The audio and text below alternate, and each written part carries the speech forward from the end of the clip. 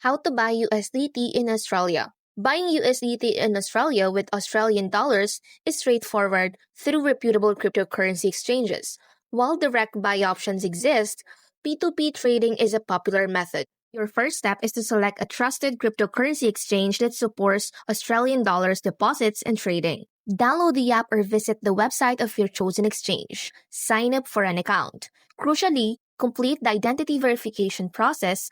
This is mandatory for regulated exchanges and involves providing your personal details. If your chosen exchange, like Binance or Bybit, offers a P2P marketplace, go to its P2P trading section. Select Buy USDT and filter for Australian dollars as the currency. Also, select your preferred payment method. Do not forget to check the seller's reputation, look for a high completion rate, numerous trades, and positive feedback. Once you find a suitable seller, start the trade, transfer Australian dollars directly to the seller using the provided bank details via your banking app.